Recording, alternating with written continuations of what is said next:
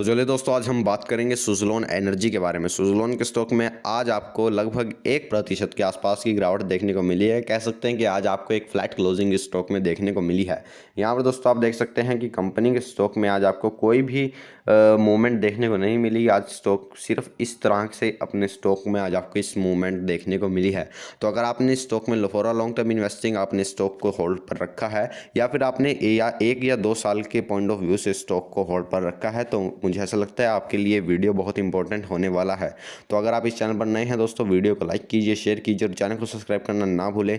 और अगर अब तक आपने हमारे टेलीग्राम चैनल को ज्वाइन नहीं किया, जिसका लिंक डिस्क्रिप्शन में दिया गया है, तो आप हमारे चैनल से ज़रूर जुड़िए, जहाँ पर आपको हर क्वार्टर के रिजल्ट, हर कंपनी के रिजल्ट जानने को मिलेंगे। तो चलिए दोस्तों, वीडियो को शुरू करते हैं। यहाँ पर दोस्तों मैं आपके लिए बताऊँगा कि कंपनी की जो सेल्स ग्रोथ है, सेल्स यहाँ पर मैंने आपका नंबर खोल कर रख दिया है। पहले दोस्तों जो ब्रेकिंग न्यूज़ है कंपनी के बारे में वो मैं आपको बता देता हूँ। जी, कंपनी ने जो IITM इनकी कंपनी है, IITM जो नामक एक कंपनी है, उसके साथ सुज़लोन एनर्जी ने गठबंधन कर लिया है, जो एक पावर प्लांट बनाया जाएगा इनकी तरफ से, जो कि एक बहुत बड़ा इनका एक जॉइंट जो इनका ग्रीन एनर्जी की तरफ एक बहुत बड़ा इन्होंने स्टेप लिया है। वो एक बहुत ही पॉजिटिव अपने शेयर होल्डर के लिए माना जा सकता है। ये न्यूज़ सैटरडे को आई थी, इसलिए आपको कल स्टॉक में एक बहुत अच्छी तेज़ी देखने को मिली थी। अब दोस्तों अगर हम इस कंपनी की सेल्स की बात करें, तो कंपनी की सेल्स में यहाँ पर आप देख सकते हैं कि 2018 में कंपनी की सेल जो 2570 करोड़ के आसपास थी, वो मार्च 2019 में घट चुकी थी। और जून 2019 में ये स्टॉक की लगातार आप यहाँ पर देख सकते हैं दोस्तों कि लगातार 4 क्वार्टर से इस कंपनी की जो सेल्स हैं वो लगातार डिक्रीज हुई थी, जो 2570 करोड़ रुपए से घटकर 1635 करोड़ तक आ चुकी थी। पर उसके बाद कंपनी में टर्न अराउंड आया, तो यहाँ पर आप देख सकते हैं उससे 2 मार्च 2019 के बाद लगातार 2 क्वार्टर में कंपनी ने ठीक ठाक प्रदर्शन किया। लगातार कंपनी की एक जो लगातार 3 क्वार्टर से कंपनी लगातार 2 क्वार्टर से कंपनी की जो सेल्स हैं वो इंक्रीज़ कर रही थी। दिसंबर 2019 में कंपनी की जो सेल्स हैं 1773 करोड़ के आसपास आई थी। फिर उस अगले क्वार्टर में कंपनी की जो सेल्स हैं वो बढ़कर 1876 करोड़ के आसपास निकल कर आई थी। पर उसके बाद फिर कंपनी की जो सेल्स हैं उन्होंने निराश किया अपने निवेशकों को, जहां पर आपको जून में 2020 में इसकी सेल्स आई 1131 करोड़। फिर इसकी जो सेल्स हैं वो बढ़कर आई 1317 करोड़। उसके बाद इसकी सेल्स बढ़कर आई दिसंबर 2020 में लगभग 1440 करोड़। पर एक बात आपको देखने वाली बात है कि कंपनी की जो सेल्स हैं वो एक ही पैटर्न में नहीं है। कंपनी की सेल्स कभी भी अप हो जाती हैं, कभी भी डाउन हो जाती हैं। कंपनी में कोई भी सेल्स का अच्छे तरीके से पैटर्न नहीं बना हुआ है।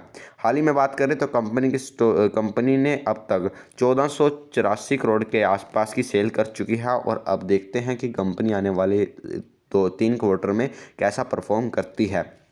अब अगर हम एक्सपेंसेस की बात करें तो कंपनी के लगातार एक्सपेंसेस कम हुए हैं। 2300 करोड़ से घटकर कंपनी के फिलहाल एक्सपेंसेस 1419 करोड़ के आसपास आ चुके हैं।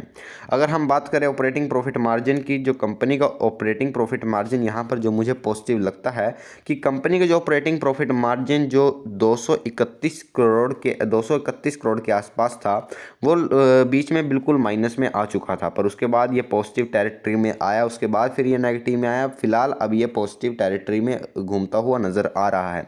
ऑपरेटिंग प्रॉफिट मार्जिन की बात करें तो कंपनी के जो ऑपरेटिंग प्रॉफिट मार्जिन दिसंबर 2018 में प्लस में थे 9% के आसपास, क्योंकि 2018 में दिसंबर में आपको नोटबंदी भी देखने को मिली। वहां पर काफ़ी कंपनी में आपको अच्छी गिरावट देखने को मिली थी। उसमें सुज़लोन के जो ऑपरेशन है उस पर बहुत बड़ा इफेक्ट देखने को मिला था।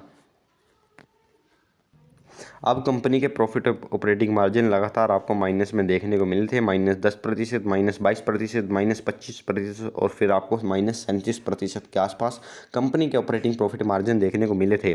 कंपनी के उसके बाद कंपनी के ऑपरेटिंग प्रॉफिट मार्जिन फिलहाल अब पॉजिटिव टेरिटरी में आ चुके हैं। कंपनी के प्रॉफिट ऑपरेटिंग मार्जिन मार्च 2021 में बहुत ही अच्छे तरीके से 27% के आसपास आ चुके थे। फिलहाल कंपनी के ऑपरेटिंग प्रॉफिट मार्जिन 4% के आसपास है। देखने वाली बात है कि आने वाले वक्त में सुज़लोन एनर्जी कैसा परफॉर्म करती है। कंपनी ने जो हाल ही में एक जॉइंट वेंचर बनाया है अपना ग्रीन एनर्जी के लिए, उसमें मुझे ऐसा लगता है कि कंपनी एक नए अपने प्रोजेक्ट्स बना रही है, कंपनी नए स्टेप्स ले रही है अपने जो इनके बिगड़े हुए हालात हैं उन्हें सुधारने में। तो देखने वाली बात होगी कि आने वाले वक्त में ये कंपनी कैसा परफॉर्म करती है। कंपनी के नेट प्रॉफिट की बात करें तो दिसंबर 18 में कंपनी का जो नेट प्रॉफिट -401 करोड़ का लॉस था, इन्हें 401 करोड़ का लॉस था, वो अब मार्च 2020 में वो अब पॉजिटिव हो चुका था, लगभग 426 करोड़ के आसपास। कंपनी का सिर्फ एक ही ऐसा क्वार्टर गया है जिसमें कंपनी को एक बहुत ही बड़ा प्रॉफिट हुआ है, लगभग 3082 करोड़ के आसपास का। इसीलिए मैं आपको बोलता हूं कि जो एक बेकार कंपनी होती है, अगर उसके मान लीजिए एक अच्छे रिजल्ट आते हैं तो वो रिटेल इन्वेस्टर्स के लिए एक ट्रैप हो सकता है कि वो उस स्टॉक को सिर्फ एक क्वार्टर को देखकर आप उसके किसी भी कंपनी के रिजल्ट को एनालिसिस नहीं कर सकते, किसी कंपनी का एनालिसिस नहीं लगा सकते। आप उसको सालाना साल दर पर देखिए कंपनी में कैसी ग्रोथ आपको देखने को मिली है।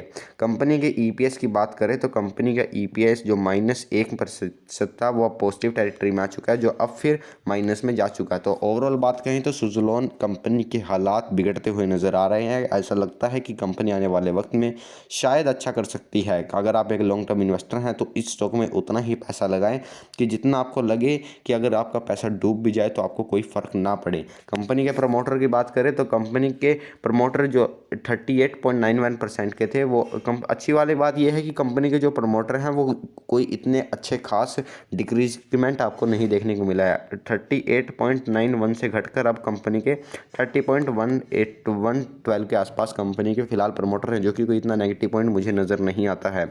कंपनी के अगर हम पब्लिक होल्डिंग की बात करें तो यहाँ पर मुझे एक बहुत दुखद बात है कि कंपनी की जो पब्लिक होल्डिंग है वो लगातार इंक्रीज़ की है, क्योंकि जो एक रिटेल इन्वेस्टर है वो हमेशा सस्ते स्टॉक को बाई करता है, चीप स्टॉक को बाई करता है, जिनकी क्वालिटी भी चीप है और जिनका प्राइस भी चीप है।